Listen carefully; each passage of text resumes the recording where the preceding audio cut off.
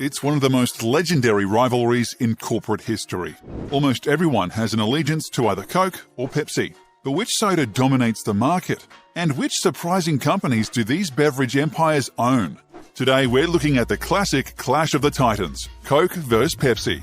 PepsiCo and Coca-Cola are by far the two biggest non-alcoholic beverage manufacturers on the planet. Over the past few decades, they have gobbled up hundreds of smaller companies, and neither one is showing any signs of slowing down. But regardless of your preference, Pepsi is the clear winner when it comes to revenues. PepsiCo reported $64.7 billion in revenues for 2018, while Coca-Cola's revenues were less than half of that at $31.9 billion. However, the difference was not always as obvious. Between 2016 and 2018, PepsiCo's revenue has grown from $62.8 billion to $64.7 billion, a growth of 3%. In comparison, Coca-Cola's revenue has decreased from $41.9 billion to $31.9 billion, a decline of 24%. The vast difference in growth rates is due to Coca-Cola refranchising its bottling plants, which has led to a steady decline in revenues, which was exacerbated by decreasing demand for carbonated drinks. On the contrary, PepsiCo benefited from growth in its food and snacks portfolio and its acquisition of SodaStream. But revenues are not the full story. Pepsi has a total of $190 billion valuation, closing in on Coke's $212 billion market value. And many people believe that the lockdown is affecting these numbers. Coke has been underperforming Pepsi since the pandemic occurred in March. This performance divide has been widening throughout the year, and it appears that this course is poised to continue. The main issue is that Pepsi has been diversifying its holdings for years, whereas Coke still makes the vast majority of its profit from carbonated drinks. As consumers move away from soda and unhealthy beverages, PepsiCo has been filling the gap with healthier snacks. That has made all the difference in recent years, and Coca-Cola is struggling to catch up. The list of brands owned by Pepsi is seemingly endless. They own Aquafina, Cheetos, Aunt Jemima, Cap'n Crunch, Mountain Dew, Doritos, Fritos, Gatorade, Izzy, Life Water, Quaker, Rice-A-Roni, Sierra Mist, Sobe, Sun Chips, Tropicana, Tostitos, Mug Root Beer, and hundreds of other labels both large and small.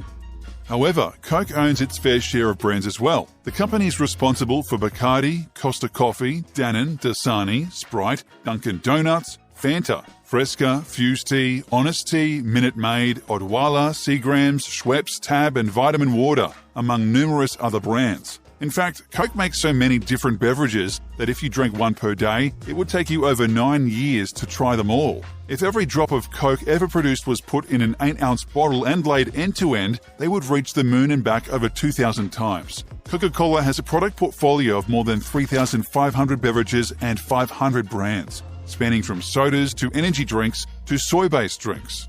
During lockdown, people stocked up on snacks rather than sugary drinks, and PepsiCo reaped the benefits. In addition, more than 50% of Coke's revenue comes from out-of-house locations, like bars and restaurants, which were closed during lockdown.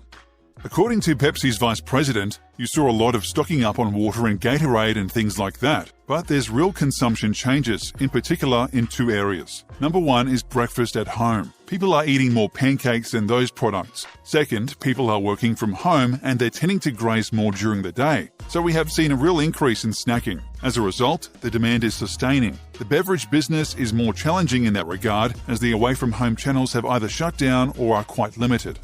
First, the food and snack brands give Pepsi a ballast against health concerns and other headwinds around soda. Soda sales in the US peaked in 2004 and have been on the decline in Europe and other markets in recent years. Diet soda in particular has been hit hard by concerns about artificial sweeteners like aspartame, and consumers have switched to alternatives like bottled water, coffee, seltzer, and coconut water, among other options. With less exposure to soda than Coke, Pepsi has weathered these challenges better than its chief competitor. Pepsi's beverages are also more weighted to non-soda categories, with brands like Tropicana and Gatorade.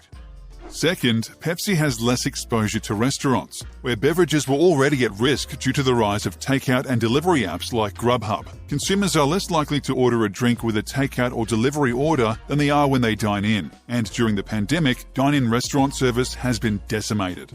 Both companies have struggled to grow in recent years because they have reached total market saturation. The stock market is based on a model wherein companies must grow in order to appear successful. Soda seems to have permeated every corner of the earth at this point, and the public's thirst for these unhealthy drinks is waning.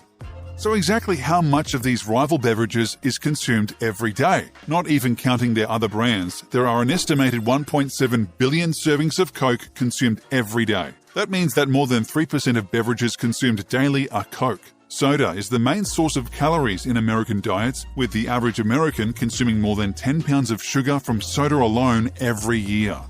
Pepsi lags far behind this number, with consumers drinking fewer than 500,000 servings each day. So when it comes to the competition between which drink is more enjoyable, Coke seems to be the clear winner. Although Pepsi is doing better in the short term, it would be wrong to totally discount Coke. Coca-Cola's $35.1 billion in revenue makes it the 84th largest economy in the world, just ahead of Costa Rica. The Coca-Cola brand is worth an estimated $74 billion, more than Budweiser, Pepsi, Starbucks, and Red Bull combined. And although Coca-Cola revenue was 38% less than PepsiCo's last year, Coke generated more in soft drink revenue, around $28 billion versus $12 billion. Both companies know that they are not likely to win new customers without aggressive marketing. Coke spent $3 billion in 2019 alone, whereas Pepsi spent $2.3 billion. It appears to be paying off. The red and white Coca-Cola logo is recognized by 94% of the world's population. Coca-Cola has also reported that its name is the second most understood term in the world, behind OK. Coca-Cola spends more money on advertising than Microsoft and Apple combined. And the two companies seem to be getting desperate. In 2018, Coke announced new Diet Coke flavors and a sleek new can. The campaign was aimed at a younger crowd. The new flavors, like ginger lime and zesty blood orange, call to mind different variations of trendy LaCroix seltzers. Millennials are now thirstier than ever for adventures and new experiences, and we want to be right by their side, Rafael Acevedo, the group director for Diet Coke North America, said in a statement about the new look and flavors. We're making the brand more relatable and more authentic. Coca-Cola spent 2 years on the relaunch. We would love to at least stop declining, if not get into growth, CEO James Quincy told analysts last week. I'm not sure just the flavors and the packages will get us there, but it's certainly going to be a good step in the right direction. Pepsi tried to appeal to young customers in 2017 with a poorly received commercial featuring Kendall Jenner offering a soda to a police officer on a protest line. After a backlash, the company apologized and pulled the ad. Besides being a waste of money, the botched commercial may have inspired Pepsi to play it safe with the New Generations campaign, said Laurent Grandet, a beverage analyst with Credit Suisse who previously worked for PepsiCo. Many people are pressuring Pepsi and Coke to modernize and make their packaging easier to recycle or compost. Coke uses 300,000 tons of aluminum for its cans every year just for its US operations. That's equal to 17.4% of what the entire US aluminum industry produces. The majority of these cans will end up in landfills, wasting both money and valuable resources and spewing carbon into the atmosphere. But what is the history of these cola wars? The saga began in 1886, when John S. Pemberton developed the original recipe for Coke. The urban legend is true. Pemberton did use a coca leaf extract, which is derived from the coca plant. This is the same plant that can be processed into cocaine. Its early advertising claimed that the cola cured headaches and gave the consumer a slight buzz. It was described as a brain and nerve tonic. Pepsi arrived 7 years later in 1893. Its recipe contained a digestive enzyme called pepsin and cola nuts. Early Pepsi ads claimed that it cured indigestion and was healthful. Coca-Cola was already selling 1 million gallons per year by the time Pepsi came to be. In the early 1900s, when alcoholism started to emerge as a serious problem in the US, and various social groups began demanding a ban on alcoholic beverages, Coca-Cola decided to side with the anti-alcohol lobby. Consequently, in 1903, Coca-Cola removed cocaine from its formula, substituting it with caffeine. It then positioned itself as the great national temperance beverage. The actual war between Coke and Pepsi started from the year 1901, when Pepsi started to hit massive sales and Coke sales started to tank. Coke developed its iconic contour bottle, got big-name endorsements, and expanded to Europe. Meanwhile, Pepsi went bankrupt because of World War I. During World War II, Coke set up a bottling and manufacturing plant in Germany, which at the time was under Nazi rule. Coke's other drink Fanta was formulated there.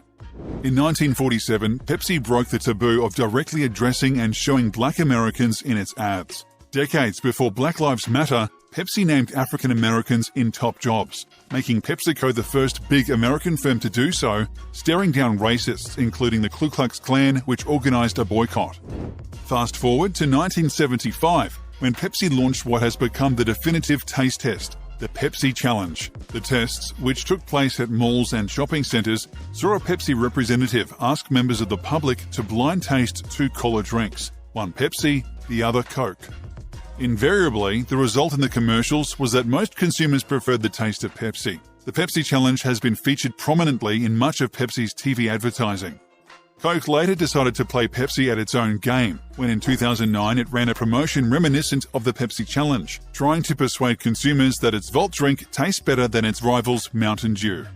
Many people credit the true beginning of the cola wars to Donald Kendall, PepsiCo's legendary former boss. A gifted salesman, he rose quickly through the ranks from his start on the bottling line to become the firm's top sales and marketing executive at the tender age of 35. 7 years later, he was named CEO. In 1974, he injected a dose of fizzy capitalism into the Soviet Union, which allowed Pepsi to become the first Western product to be legally sold behind the Iron Curtain. By the time he stepped down as boss in 1986, PepsiCo's sales had shot up nearly 40-fold to $7.6 billion. His legacy continues to shape the industry. In the end, it all comes down to personal preference. Only you can answer the question, Coke or Pepsi?